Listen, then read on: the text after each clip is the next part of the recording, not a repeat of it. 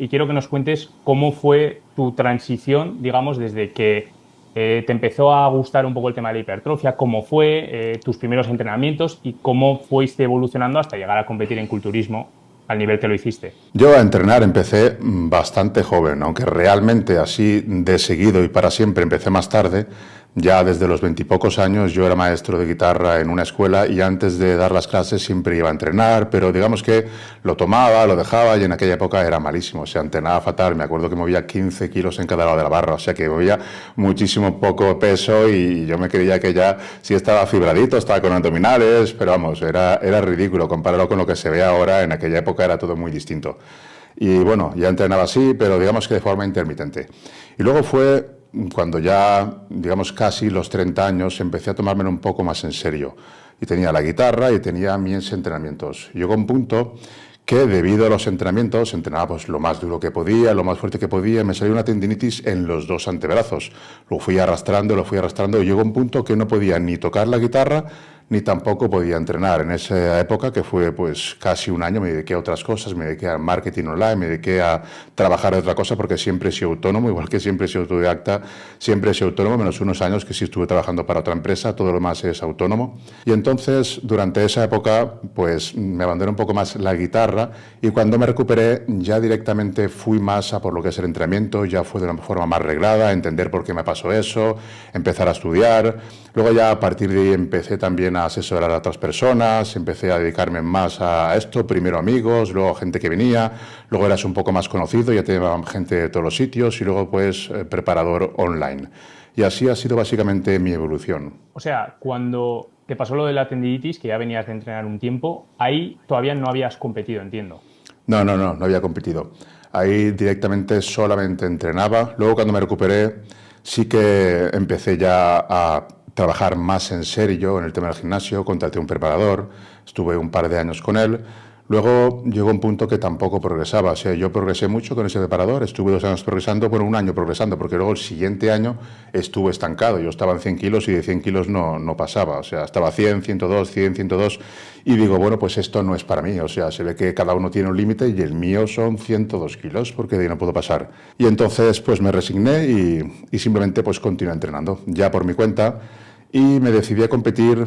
Esto fue del 2012 a 2014, yo tuve preparador, 2014 a 2015 fui yo solo y el 2015 contraté a otro para competir, ya expresamente para competir.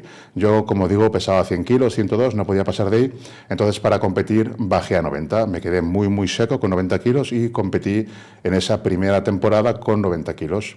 Y bueno, pues se me dio bien la competición, a pesar de que fueron mis primeras competiciones, pues salía muy seco y eso pues, aunque no tuviera unas formas muy bonitas, el salir tan seco pues llamaba la atención y ganaba varios campeonatos. Era el típico que me criticaban en los foros porque tenía mal físico, que porque no sé qué, que me criticaban de todo, pero luego iba a los campeonatos y ganaba. ¿Entiendes? El tema es que me gustó el tema de la competición y ahí ya, justo antes de competir, ya empezaba yo también a ayudar a otras personas. Ya era una época que ya también ayudaba. Pero claro, al competir ya me llegó mucho más trabajo del tema de asesorías, del tema de también competidores, de otros culturistas, y ahí fue cuando, digamos, exploté más en ese sentido, en el sentido de tener más personas y ayudar a más gente. Fue a raíz de competir cuando empezó a llegarme más gente. Y luego ya a raíz del cambio que hice, porque yo competí la primera temporada en octubre y luego en abril del año siguiente ya estaba compitiendo, pero con varios kilos más. Yo salía en Classic Physique, bueno, lo que era culturismo clásico en aquella época, y luego ya en la siguiente temporada, o sea, prácticamente 5 meses después, estaba compitiendo en culturismo y también ganando. Y luego 5 meses después o 6, estaba volviendo a competir en culturismo con muchos más kilos. Yo empecé a competir con 90 kilos, competí durante 2 años y medio, en 5 temporadas, no sé si fueron 5 o 6, tendría que contarlo ahora, pero sin parar de competir. Estaba a volumen, definición, entre competiciones y pasé de competir de 90 a 120 kilos. Y eso, claro, pues nadie había hecho eso antes, sin dejar de competir, crecer tanto, y fue un reclamo muy grande. Tuve mucho más trabajo con las asesorías y ahí fue todo el boom también de las asesorías. ¿Tú llegaste a competir en culturismo natural o, bueno, o como natural o ya directamente con uso de No. farmacología?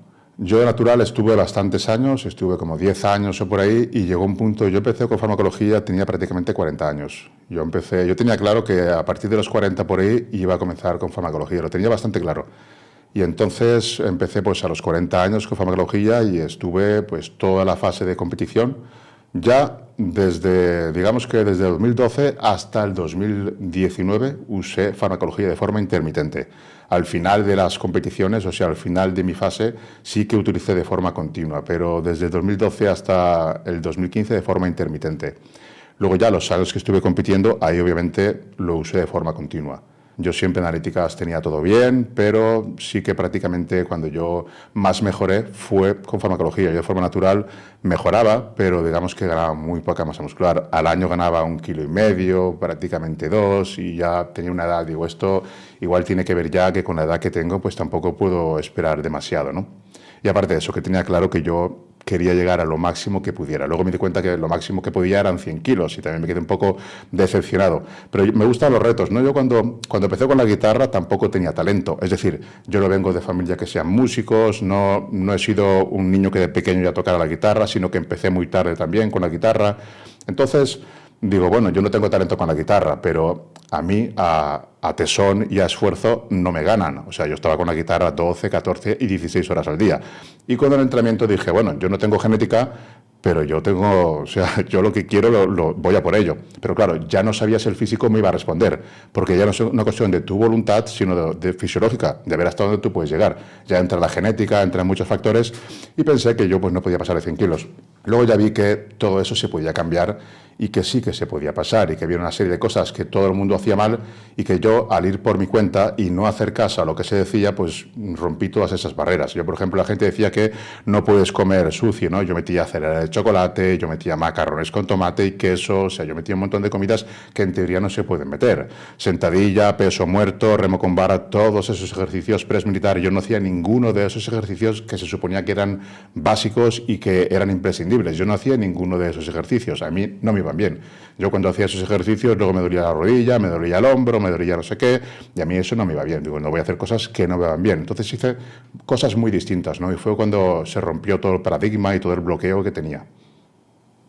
Bien, me gusta que hables sobre selección de ejercicios, que has empezado a tocar el tema de entrenar con peso libre o si es mejor con máquinas o qué tipo de ejercicios. Pero antes de eso, también quiero preguntarte, tú, por ejemplo, de natural, cuando todavía eras natural, que decías que ya hubo un momento en el que no veías que pudieses progresar mucho más, ¿hasta qué punto consideras que es por falta de conocimiento y luego ya conforme aprendiste a entrenar mejor tú ahora, si volvieses atrás, tú crees que hubieses progresado más? Sin duda hubiese progresado más. O sea, es que entrenaba mal, no, entrenaba fatal. O sea, lo que considerabas que era entrenar bien, que era esforzarte, yo esforzarme lo hacía, pero vamos, esforzarte sin saber exactamente lo que estás haciendo, sin tener una buena selección de ejercicios, sin saber realmente mover las cargas y estimular correctamente, o sea, lo hacía todo fatal.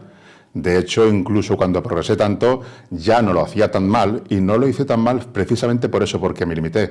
Me salió en el 2015, ya me salió esta pequeña hernia, que fue lo que me retiró, una pequeña hernia, y a partir de ahí dije, uy, tengo esto aquí, ¿no? Tengo que ir con mucho cuidado porque ya no puedo hacer esto, no puedo hacer lo otro. Entonces tuve que cambiar el chip y empezar a entrenar mejor, que fue cuando realmente empecé a entrenar mejor, empecé a hacer las cosas mucho mejor y fue cuando más progresé. Pero vamos, yo cuando era natural entrenaba muy mal.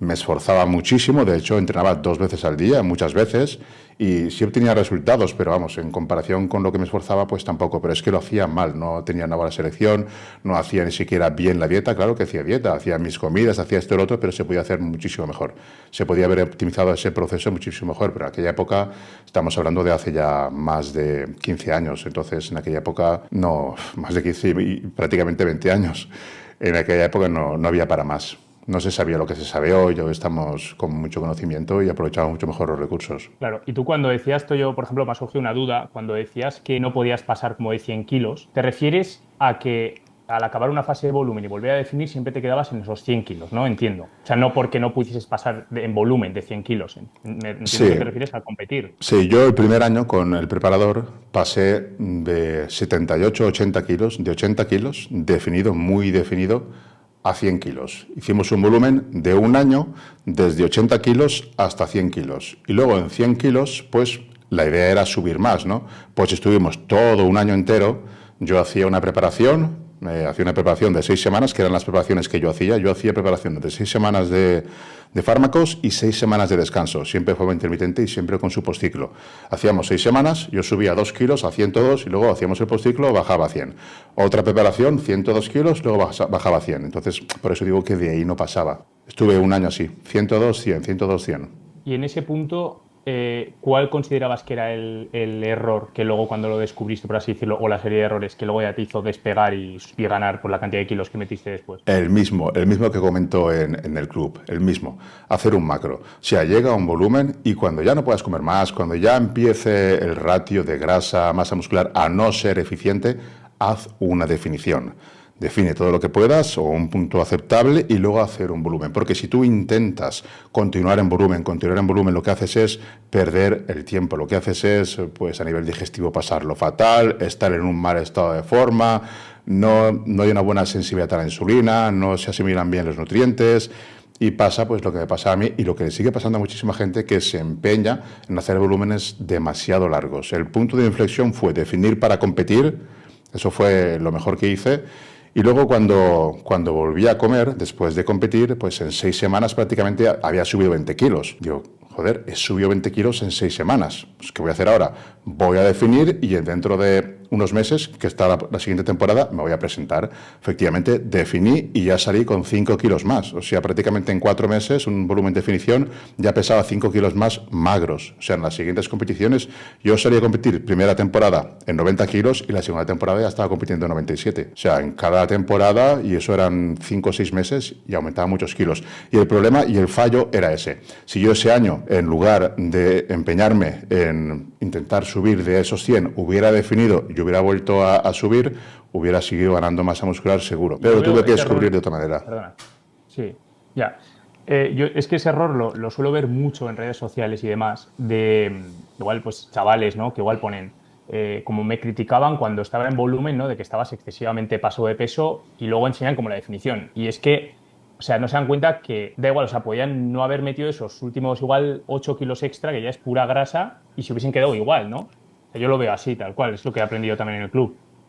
Totalmente, totalmente. Llega un punto que cuando las ganancias ya no son equivalentes, ya mejor dejar el ciclo. Además, en el club tú sabes que está incluso con milímetros de pliegue. Si tú llegas a una definición en 6 milímetros de pliegue, en el volumen no conviene pasar de 12-13 milímetros de pliegue. Si tu definición es de 8 milímetros de pliegue, pues en el volumen pongamos 14 milímetros. Depende cómo estés tú, depende del nivel que tengas. Un atleta cuanto más avanzado, la definición tiene que ser mínimo 6 milímetros de pliegue y luego si es avanzado ya, en el volumen máximo 13 milímetros de pliegue. Y con 13 milímetros de pliegue tú estás en un punto bastante bueno. Tienes que ver los atletas naturales que compiten y tienen buen nivel, cuando están en un volumen, están grandes, pero están definidos, están en la definición que cualquier otra persona ya le gustaría tener ese nivel de definición. Eso es lo que tenemos que buscar, ¿no? Tal cual. Sí, por eso veo que es muy importante lo de monitorizar el progreso, pillar los pliegues, los perímetros, eso es todo lo que he aprendido, porque si tú no tienes en cuenta esos factores y lo único que haces es verte en el espejo y pesarte, no sabes realmente cómo van esos pliegues, ¿no? Yo creo que es un error muy grande que la gente comete cuando está en volumen. Exacto. Y además saber cómo tienes que mejorar, o sea, saber que si yo subo 1 milímetro de pliegue de cintura, tengo que haber subido mínimo 1 kilo. El brazo me tiene que haber subido medio centímetro, o sea, saber conforme tenemos las tablas ahí de lo que tiene que subir el brazo, lo que tiene que subir la pierna, lo que tiene que subir la cintura y el pliegue. Y si no sube en esas cifras y en esos datos, es que vamos mal. Y si sube acorde a esas cifras, es que vamos bien. Y además tú sabes que cambia, depende del tipo de atleta, si es novato, intermedio, avanzado o incluso muy avanzado. Y esto en naturales. Luego también esas tablas están para los usuarios de química, pero tiene que ir así la cosa. Si no va así, pues no estamos haciendo bien las cosas. Además, lo veo que funciona con todo el mundo y los que estáis en el club también lo podéis comprobar. Totalmente, Toyo. Vale, pues ahora, mira, por preguntarte un poquito por farmacología, que ahora mismo es en lo que el tema que más estás tratando en el club, que cada vez está entrando más y más gente, quiero preguntarte cómo fue. O sea, aunque ya dices que tenías claro que a partir de los 40 más o menos ibas a ir a por todas, ¿no? Ibas a empezar con el uso de farmacología, quiero que nos cuentes cómo fue ese paso, las sensaciones que tuviste a nivel mental, a nivel físico, de todo, de lo que es esos primeros ciclos. Bueno, lo que tenía en principio para dar el paso es miedo. O sea, a mí esto de la farmacología es una cosa que siempre me causó respeto. Y por eso pues estuve con uno de los mejores preparadores en aquella época, ¿entiendes? Yo una cosa así no la quería hacer por mi cuenta, quería estar con alguien que me asesorara, que me diera confianza, porque es una cosa seria y lo que es la salud no me gusta andar con tonterías, ¿no? Entonces, respeto sobre todo y prudencia.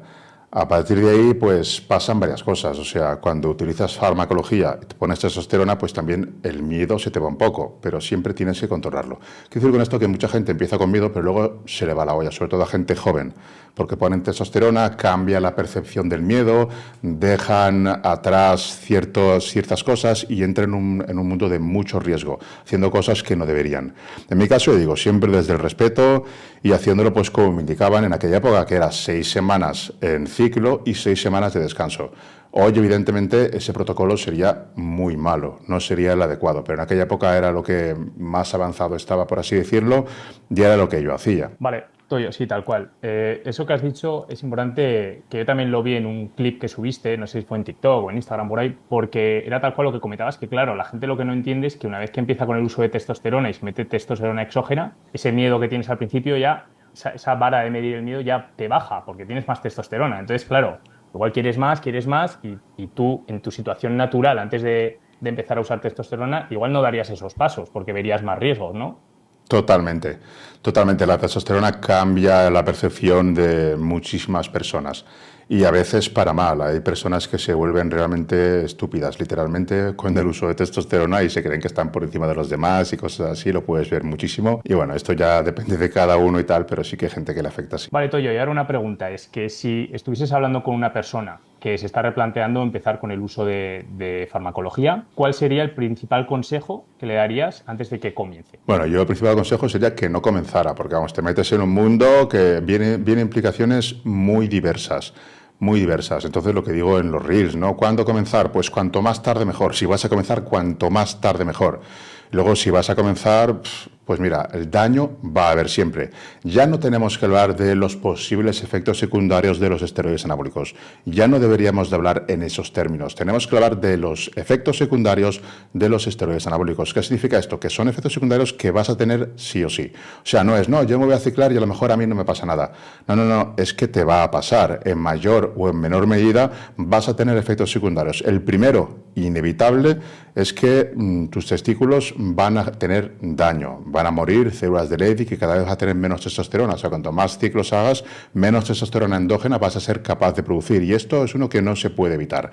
Luego, a partir de ahí, si haces las cosas mal, vas a tener todavía más efectos secundarios que no te van a salir en las analíticas, que eso es un error que la gente, porque tenga las analíticas bien, piensa que está perfecto.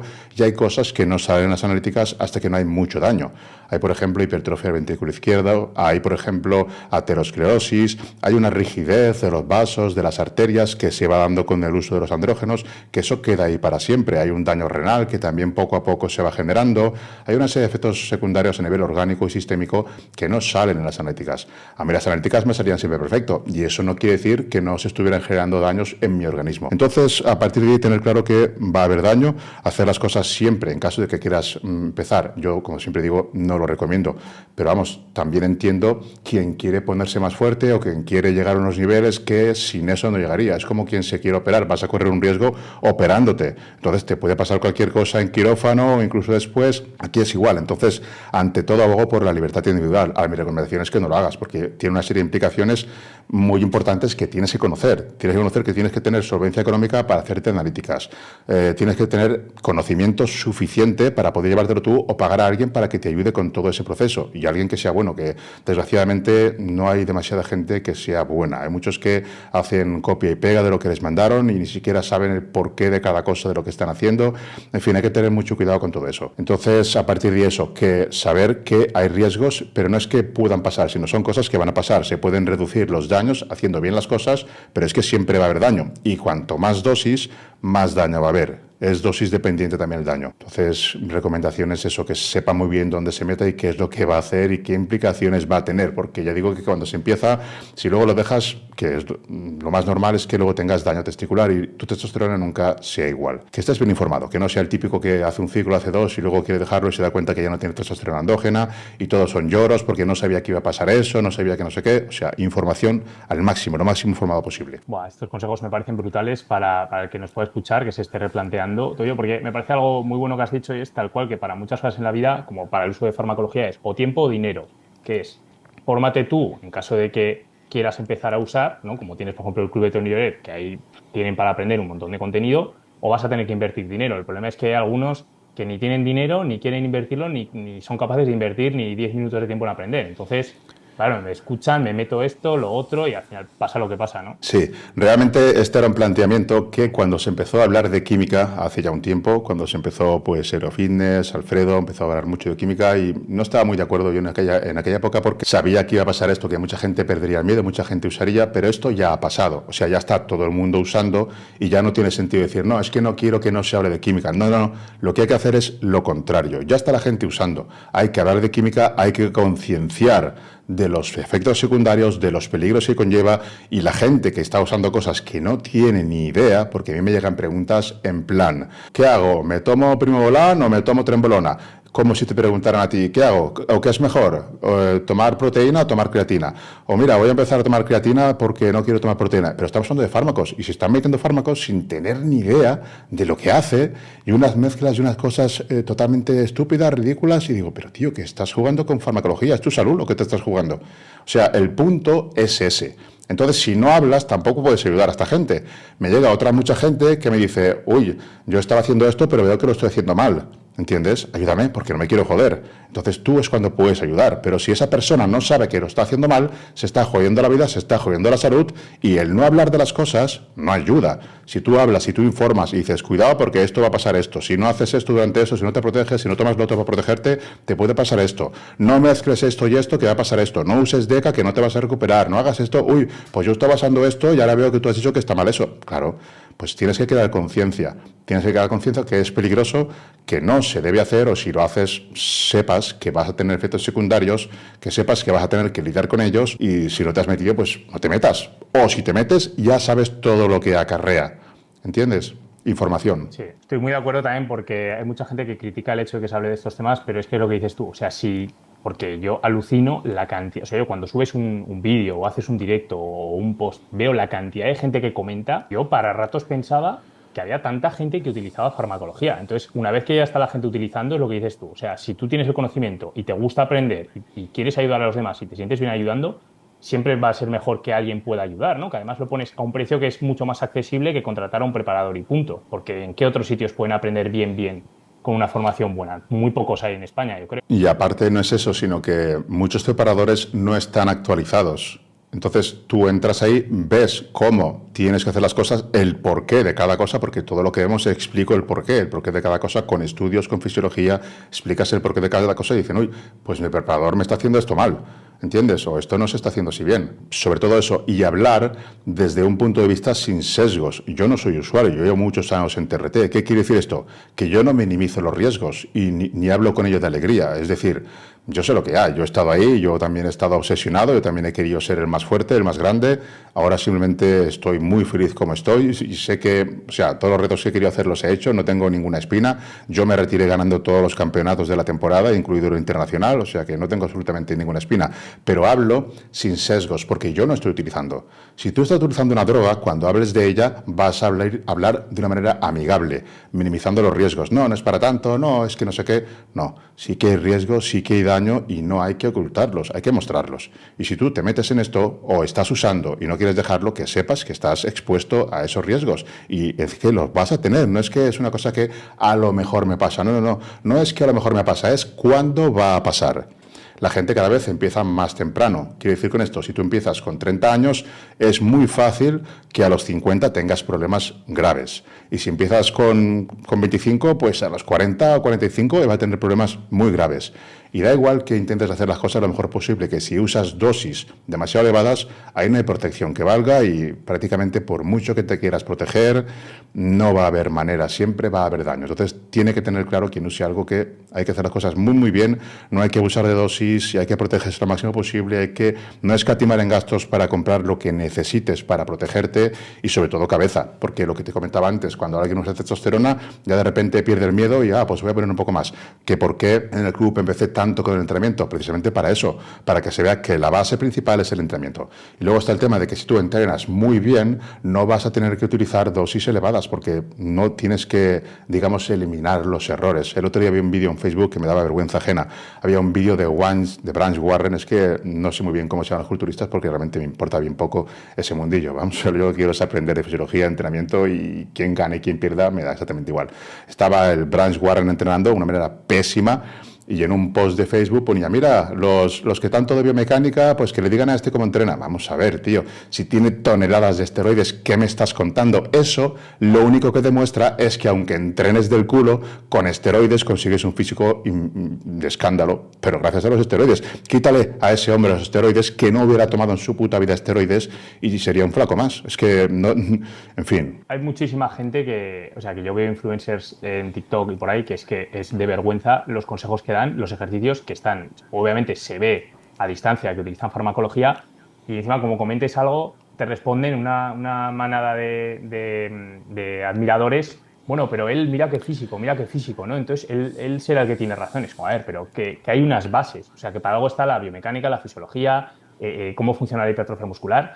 Y es que igual yo veo a veces a alguno que dice, no, pues mira, una serie de 30 repeticiones y al acabar haces una parada en una isométrica y luego encima vuelves a sacar otras 20, y digo, pero entonces las primeras 30 y 40 repeticiones, ¿qué tensión mecánica ha habido ahí? ¿Sabes? O sea, ¿y qué? Porque tienes un físico muy bueno, da igual. O sea, el problema es que hay gente que por desconocimiento, pues bueno, pues no tiene ni idea. Bueno, el entrenamiento hay muchas cosas que pueden funcionar, ¿no? Porque al final es generar adaptaciones de una u otra manera, pero lo que está claro es que un entrenamiento así, como el de Branch Warren, pues le funciona a él, claro que le funciona, métete los esteroides que se mete él y seguro que te funciona cualquier entrenamiento. Es eso lo que voy, ¿no? Que los esteroides eliminan mucho los errores, tapan mucho los errores. Entonces, que tú tengas un buen físico, aunque entrenes mal, si lo tienes por uso de esteroides, y la gente confunde entrenar mal con no esforzarte. Sí, Branch Warren se esfuerza más que nadie, pero entrena mal. ¿Entiendes lo que quiero decir? Que eso, yo cuando entrenaba natural también me esforzaba más que nadie, pero entrenaba mal y no progresaba lo que tocaba porque entrenaba mal. Incluso cuando utilizaba farmacología al principio también entrenaba mal. Hubiera podido progresar más a lo mejor si hubiera entrenado mejor. Es que el entrenamiento hace mucho. Y sí, los esteroides tapan errores hasta un punto. Llega un punto que pues igual ya no tapan tanto. Pero bueno, es otro, cambia las normas del juego, los esteroides. Eso es lo que hay. Y a quien le moleste, pues que se rasque.